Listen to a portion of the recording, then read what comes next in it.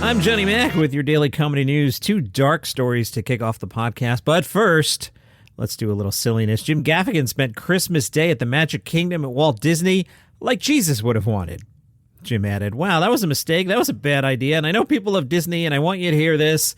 You're wrong. It's wrong." Jim said he doesn't even remember any of the holiday magic. "I kept learning that over and over again. I've been to Disney. I regret it. I go again. Like Disney is my jalapenos. I always think I can handle this. And a couple of hours later, I wish I was dead." Bill Cosby is thinking about touring. Bill Cosby is 85. You may recall 85-year-old Bill Cosby was convicted in Pennsylvania in April of 2018 of a criminal sex assault charge. He was released in 2021 following nearly 3 years in prison after the conviction was overturned by the state Supreme Court. At the time, Bill said, "When I come out of this, I feel I'll be able to perform and be the Bill Cosby that my audience knows me to be." Well, Bill was on the radio. He went on WGH Talk. Scott Spears was your host and got quite the scoop. Bill was asked if 2023 is the year he might tour again. Cosby said, "Yes, because there's so much fun to be had in the storytelling that I do. Years ago, maybe 10 years ago, I found it was better to say it after I write it." Cosby's representative, Andrew Wyatt, confirmed to Variety that Bill Cosby is looking at spring/summer to start touring. Variety reminds us in December, 5 women filed a new sexual assault lawsuit against NBC and Bill Cosby under a New York state law that temporarily suspends the statute of limitations for older sexual assault claims. The women allege that Cosby either raped them or forced them into sexual acts. 4 of the allegations date from the late 80s or 90s. The 5th allegation includes a Hollywood executive who accused Cosby of raping her in 1969. Cosby's spokesperson called the lawsuit frivolous and said 5 of the women were part of a parade of accusers who had come forward between 2014 and 2016. 85-year-old Bill Cosby going on tour, tickets available soon. And now this headline from TMZ, Jeff Ross Comedy Central special used to sentence man to death. DA firing back. TMZ says funny man Jeff Ross may have inadvertently contributed to a Texas inmate's death sentence. Now the guy's attorneys are asking the Supreme Court to overturn the sentence. Attorneys for Gabriel Hall are petitioning the U.S. Supreme Court to review the convicted killer's capital punishment sentence, which was based in part on jokes Ross and Hall made to each other during Jeff Ross's 2015 TV special. During the trial, prosecutors used Ross's show as evidence against Hall. This was part of Jeff Ross Roast Criminals, live at Brazos County Jail.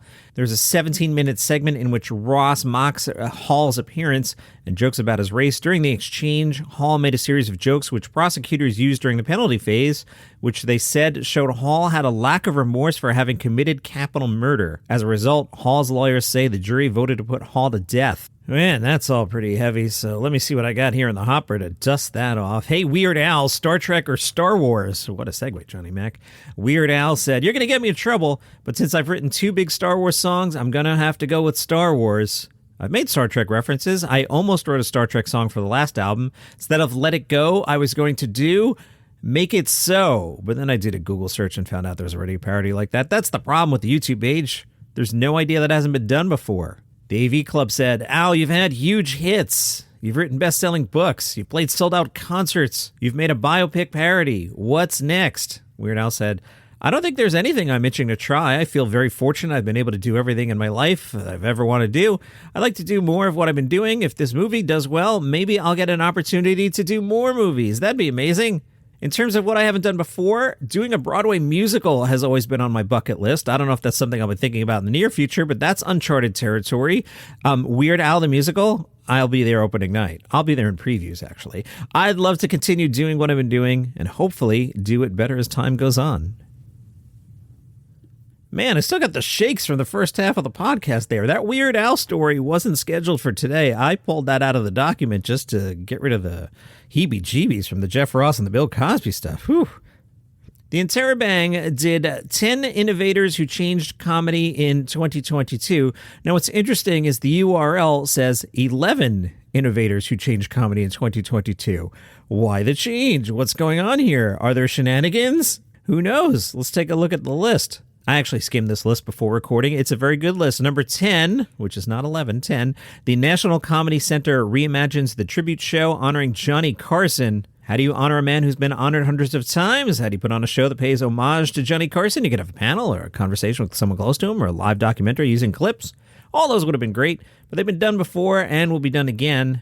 So they went with Carson Tonight, Johnny's Comedy and Variety Acts Live, and then brought to the stage a variety tribute to Carson's Tonight Show using the actual artists and personalities who were regular guests during Carson's 3-decade run, including wildlife expert Joan Embry. That's a good time. Number 9 on the Interrobangs list, Alice Hamilton dedicates a comedy special to taking down one man. They write, we love the idea of a one-topic special, and they are rare. Keck's Criminal is, as far as we know, the first comedy special dedicated to taking down one dude. Now, the Interrobang didn't get into what this special is about, so I'm going to go back to Paste Magazine's review of Alice Hamilton's Keck's Criminal from April 15th of 2022. Now, they wrote, Keck's Criminal, named for a tweet she made about Louis C.K. back in 2018, is better than any roast I've ever seen because there's no claim of fondness here, just outright hate for the subject at hand, Chris D'Elia. Paste adds, in case you're not familiar with why D'Elia sucks, here's our own Garrett Martin on the subject in June 2020. All right, let's go back in the time machine to 2020 when they wrote, Chris D'Elia has been accused of sexual misconduct by numerous women over the last day. Young women from throughout the U.S. and Canada have shared similar stories online about D'Elia's sexual harassment, including accusations of soliciting nudes, etc. You get the idea. What a dark episode this is today, Johnny Mac. Got any more Weird Al stories? Okay. Back to the Interrobang. So now we know what this special, Alice Hamilton dedicates a comedy special to taking down one man. Interrobang writes, it's hard to be funny taking on such serious topics, but Hamilton does a great job of it, thing the likes of which we've never seen before. It's a dangerous idea. Is it a good idea? Jury's still out on that. But we've always celebrated edginess and risk-taking, and we're happy to celebrate it on all sides of the equation. And the Interrobang adds, for those who love Louis C.K., Chappelle, Mark Normand, Tom Segura, and others, if you don't write them off when they say effed up things or go too far or live right at the edge, then you should be able to appreciate what we love about Alice Hamilton. Interesting.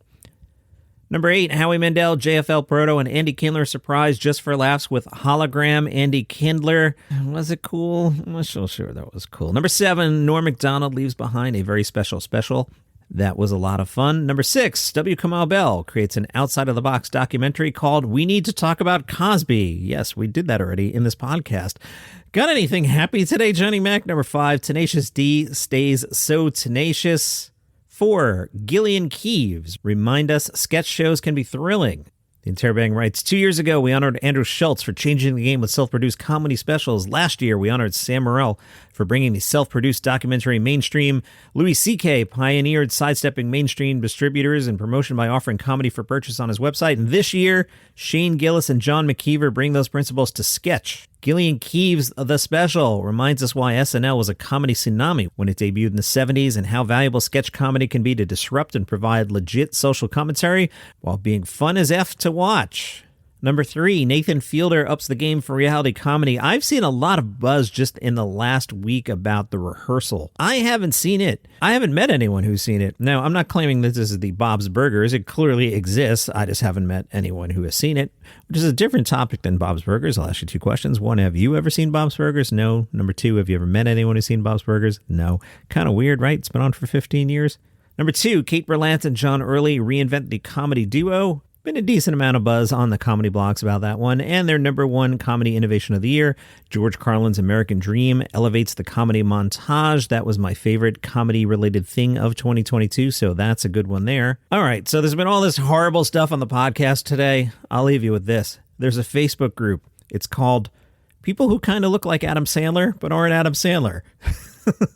I shared it on my Facebook group page, which is Daily Comedy News Podcast Group. And you know what? People who kind of look like Adam Sandler but aren't Adam Sandler is a lot of fun. There's 6,000 people in the group.